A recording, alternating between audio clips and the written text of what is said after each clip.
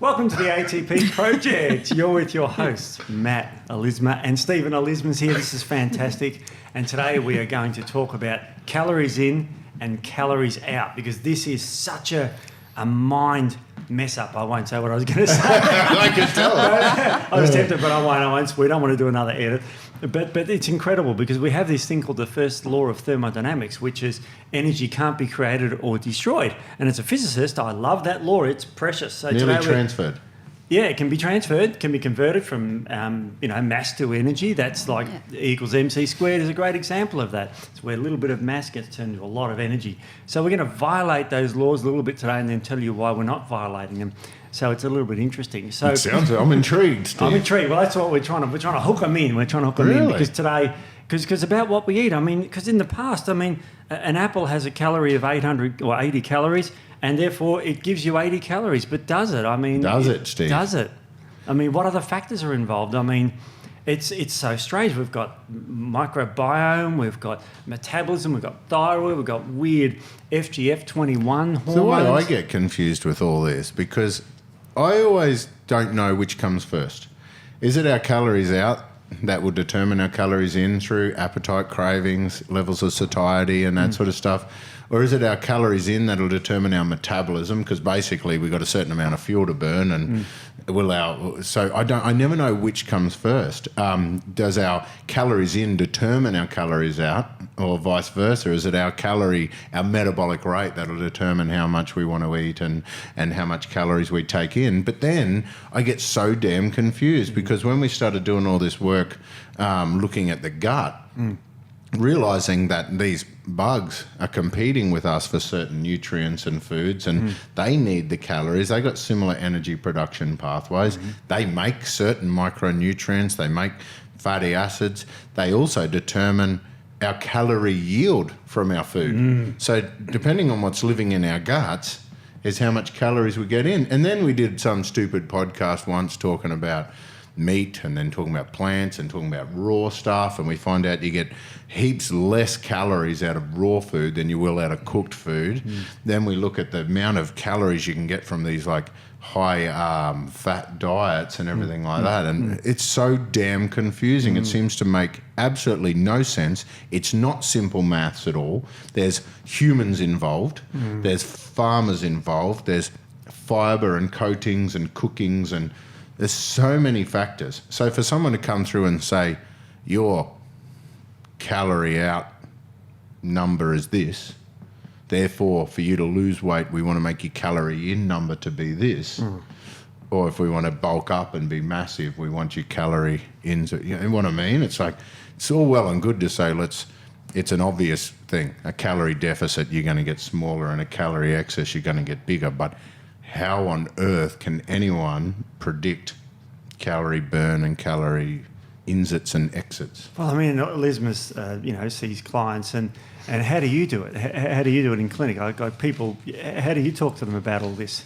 Well, I kind of look at it like, what is the effect that the food has on the biochemistry? Because sugar will have a completely different biochemical effect than fat. And also the combinations have different effects, right? So I kind of really like to look at the hormonal impacts, the circadian rhythm impacts, looking at insulin and leptin. Are you stimulating an anabolic response? Are you stimulating a catabolic response? Because there's other factors as well, like cortisol and things like that can affect it as well through gluconeogenesis and things like that. So I always explain to people, it's not from my point of view, it's not the kilojoules or the calories from the food, it's the biochemical, pathways that these foods stimulate in the body that determines whether how much weight you'll put on, if you will put on weight, etc., etc. And again, like the microbiome, like what are you actually feeding the gut bacteria, and also what kind of gut bacteria you have. Because I remember reading a study a few years ago on gram-negative gut bacteria. So gram-negative gut bacteria, like Streptococcus and Klebsiella and things like that, they can upregulate transporters, glucose transporters in the gut, which will make you absorb more sugar than you would otherwise do eating the same meal if you didn't have those organisms in.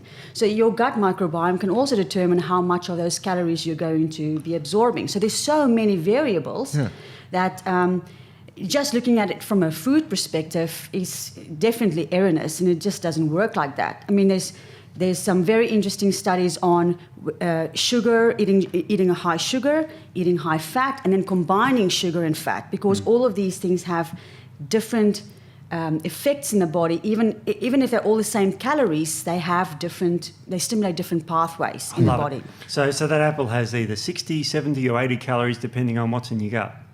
Yeah. Isn't that incredible? So we've already bust that myth of... But then if you consider over time, what's in my gut will change depending on whether I'm peeling the apple and eating the seeds or just eating the pulp and the juice. So what's in the peel that makes it so special? No, we get all these weird-ass polyphenols and that sort of stuff. So you get a lot of chemicals and nutrients and everything. So there's concepts of us starving ourselves to obesity because of micronutrient deficiencies, and that also comes as one of the big problems with calorie restriction and that sort of stuff, as well as the micronutrient deficiencies that can contribute to these defects. But, you know, when you're asking Melisma, I'm going to call you a new name, Lemisma, when you were talking to glaucoma over and asked her what she does in the clinic. It's funny because I've actually gone and done, you know, there's a lot of people that have very strong opinions. And when we do these podcasts where we try to share a bit of information, some insights, hopefully something might help someone and that sort of stuff. A lot of people can take offense to it because they have a system. You know, they got, no, it's these idiots are talking about hormones and functional foods. It's merely calories in, calories out, and that sort of stuff. And you're sitting there going, man, that's exactly what we talk about. Yeah.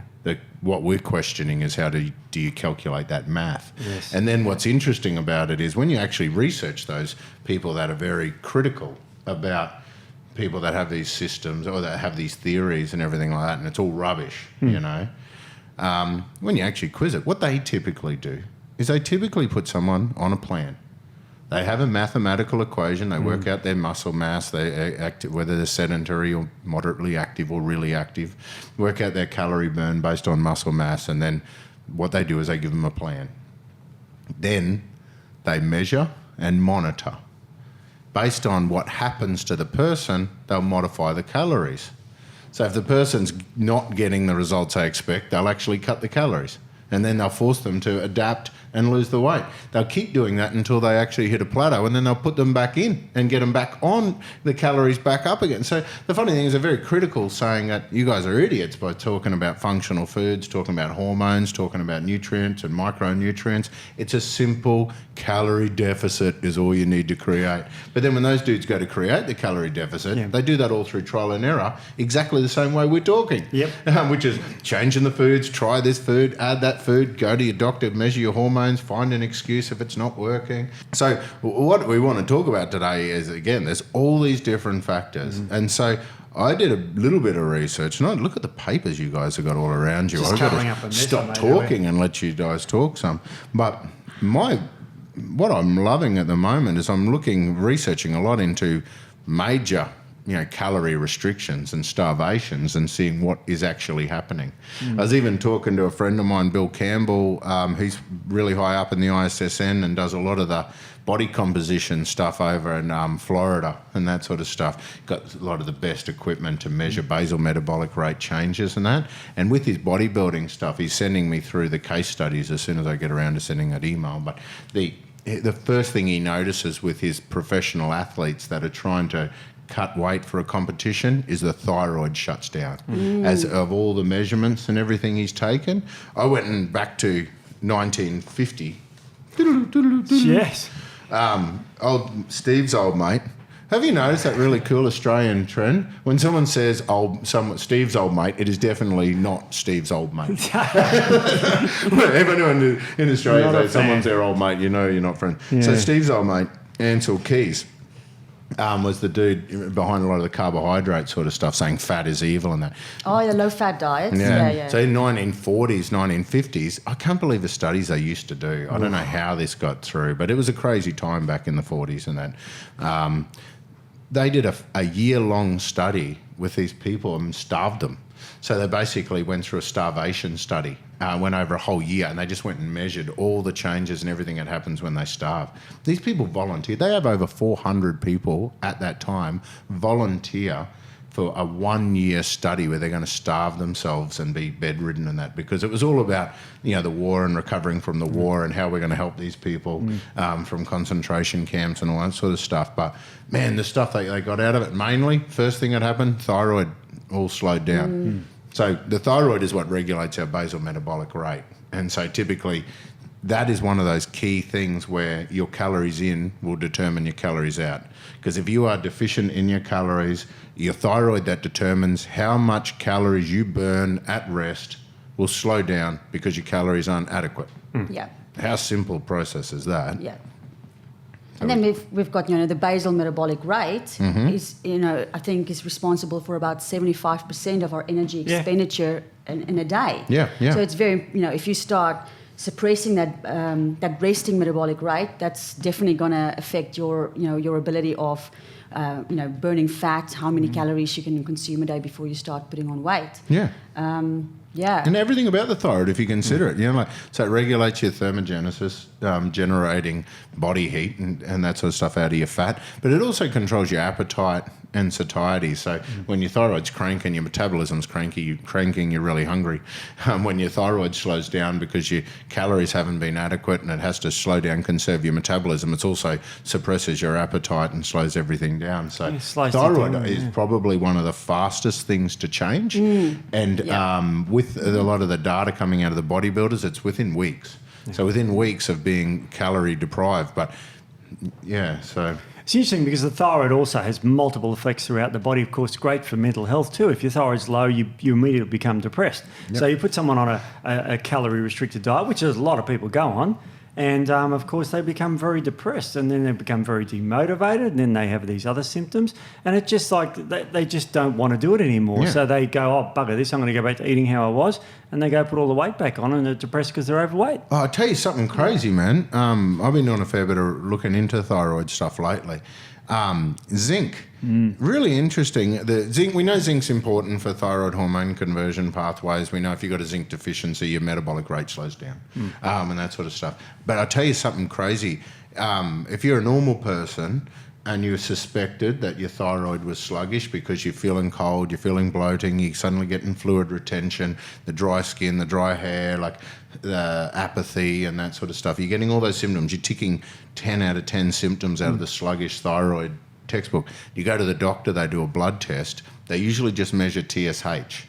Now, so what's supposed to happen, TSH, thyroid stimulating hormone, so it's supposed to tell your thyroid to run faster. So typically if your TSH is high, it means your thyroid is slow. If your thyroid's slow, then you should expect to see high TSH. Zinc is needed to make TSH. So if you've actually got a zinc deficiency and you're manifesting with a slow metabolic rate and all the symptoms, sluggish thyroid, and you went and measured the TSH and the TSH is low, you can't assume that means your thyroid is running fast, because that's associated with zinc deficiency. Estrogen has high levels of reverse T3, and the hypothalamus pituitary will also keep the TSH low. High levels of estrogen and that sort of stuff will also keep that TSH low. So when you're manifesting with all these symptoms of a sluggish thyroid and the doctor just wants to do a standard TSH screening, you can volunteer to pay the extra and get the full thyroid hormone profile checked, so you can get T4 and that sort of stuff as well, reverse T3, and get a good understanding of that. But keep an eye out for that, because part of the calorie deprivation as well is we talk about depriving ourselves of macronutrients to reduce the fuel, but it creates significant depletion of micronutrients. So a lot of people don't realise that avoiding a lot of these foods can lead to zinc deficiency, selenium deficiency. If you've got an iodine deficiency as well, your thyroid's not capable of working properly. So then if you go into a calorie deficit, it's just basically going to switch off and be very hard to get it back in. Yeah, so, and also when you go into that calorie deficit, that's kind of when gluconeogenesis kind of often kicks in. And that goes hand in hand with an increase in cortisol or stress hormones, and that can create that reverse T3 that we think, where we're inactivating that active T3 thyroid hormone and turning into reverse T3, which then slows down your metabolism. I skipped through so many big words and I just realised. So that there's a lot of people out there that haven't followed every one of our podcasts. Oh, yeah, and they're crazy people. Go back and do some stuff. Yeah. So the thyroid hormone conversion pathway quickly, TSH is released not from the thyroid, it's from the pituitary glands telling your thyroid to do something. The thyroid then mainly releases the T4. T4 can convert through to T3, which is about 7 or 8 times faster, or better fat burner than T4. Or it can go down a different pathway, make a thing called reverse T3, which has about 1/100th of the activity of T4, but it blocks the T3 receptors. So if you consider that T4 can go down one of those two pathways, and the different activity at the receptor site could be up to 700 or 800 times the amount of difference between its ability to stimulate metabolism, depending on whether the T4 has gone down a T3 or reverse T3 pathway. That's why quickly, and no one measures a reverse T3 often enough. I shouldn't say no one measured it, we measure it, but it's just never done routinely. So and with your thyroid, it can't necessarily change the T4 that's been released. So if that's actually going to make your body run too fast, it quickly just hijacks that T4 down a different pathway that will actually slow your thyroid back down to either conserve tissues because you're in a calorie deficit and you're going to eat yourself away through gluconeogenesis. Yes.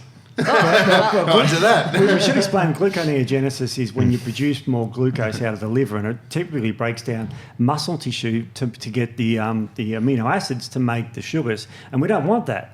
Most people don't say, oh, I've got too much muscle, what do I do about it? We want to actually keep our muscle. So when we talk about this calorie deficit for weight loss, we actually mean fat loss, not weight loss. We want to keep the muscle. So gluconeogenesis is one of our enemies. And you mentioned cortisol there, which has a horrendous effect on the body composition if it's high for too long. And it breaks down muscle tissue as well. Because, and I'm going to defend the actions of cortisol here, because normally you're stressed. And you need a lot of sugar quickly so you can anaerobically run away from the animal. It's an adaptation. Adaptation. And the reverse T3 is a great adaptation when you're starving. So, this is what is happening in our life with regards to these hormones. There's a positive side for them, but in our society, they're typically viewed on as being quite negative. So if you're not eating enough, the body can do the gluconeogenesis to break down your reserves of tissue. Bastards don't tap into the fat. Yes. So it just says, well, let's just break down a bit of muscle and a bit of liver and everything first, or the other way to keep the blood sugar levels adequate so you don't pass out, and that would be through insulin resistance. Yeah, and but also it depends on your fat adaptation. Yeah. How well fat adapted you are, because if you are very well fat adapted and you're following, let's say you're eating. I don't want to say high fat, but let's say you're not following a low fat diet. So let's say like a ketogenic type diet. So there's proteins and there's fats, but it's low carbohydrates. Yep. So low carbohydrates would mean less sugar, less glucose, and you think, oh, that's going to put me into gluconeogenesis, right? Yeah. But it doesn't actually seem to do that if you're very well fat adapted, because if you're fat adapted, which just kind of like means that your body has a great ability to use fat as an energy source. Yep. And most people are not well fat adapted, which is because they eat too many My carbs body and prefers sugar. to use it as a cushioning and insulation source. All right, yeah. Well, so most people are like that, and that's why they crave sugar. But if your body's kind of like knows what to do with fats and it uses that fat as an energy source, your blood sugar levels kind of stay pretty stable because you're not using the glucose for energy, you're using fatty acids. That gets broken down. Is this where like leptin and insulin resistance that really fit in? Well, the leptin is kind of like a hormone that the brain releases as a kind of an energy measure. Actually, it's not the brain; it's the fat cells. Yes. Yeah. The fat cells release it as in response to energy, like whether we have stored energy or whether we need more stored energy. And we're not talking about a daily meal; it's more like a long-term thing. So the more fat you have, the more leptin you produce, saying. And that's kind of like telling the brain, oh, look, I've got plenty of stores. You don't really need to eat more because I can survive for a week without you eating because I've got enough fat. Yeah. So leptin sends that signal that you're full. Now, if you become leptin resistant, which is similar to insulin resistance, it means your fat cells are pumping out all of this leptin, but the message is not going through, which means you're still hungry, you still want to eat. So you're not getting that message that you've got enough fat, you don't need more energy. And resistance, I mean, it comes from overexposure. So the more fat you got, the more leptin that's coming out, the more likely to be resistant you are. Yeah. But I mean, like, so for example, insulin, if we eat carbs all the time and your body's always getting insulin, that leads to that one of those theories of insulin resistance, all right? Yeah. And therefore the theory is if we take out the carbs for a period of time, the body will stop secreting insulin, we'll suddenly become sensitive to insulin. Yeah. You're suggesting I have liposuction? No. Because what I'm considering is if my body's full of fat and I'm Yeah. a constant source of leptin, how do I get a break from leptin in order to get leptin sensitive again? Well, exercise is a big one. Oh, yeah. It's kind of funny because the opposite hormone from leptin is adiponectin. Yeah. And the more fat you lose, the more adiponectin you produce. Yep. And adiponectin kind of like makes you lose more weight. So you kind of have to start losing weight in order to lose more weight. And that's why people like in the beginning of weight loss, they don't see anything happening. Yeah. And they get frustrated because like they're dieting, they're exercising, but it's not budging. But if they, depending on what kind of diet they follow, eventually when they start to lose weight, it kind of like increases more because now you have more adiponectin being released. Oh. So definitely in terms of like getting more leptin sensitive, it is about losing fat, Yep. but it's also about regulating dopamine to an extent as well because there's a very strong relationship between dopamine and leptin. And we know that dopamine is involved in binge eating. And reward and That pride reward, and right? as well, yeah. So when we binge eat, especially on sugar, because Yeah. sugar kind of like in carbs makes us release a lot of dopamine. That's why we struggle. It's sure you can binge on fatty foods, but it's more likely to binge on sugary or high carb foods. I mean, I think should about gamble. what? Dopamine, yeah. Yeah, so rather than binging Yeah. on foods, if I wanted to go low carb and I needed my dopamine, No, well, exercise will raise Oh, your exercise. dopamine. So That's I a think better exercise idea. is a Remember lot a I better. could bet on it. I bet I don't exercise.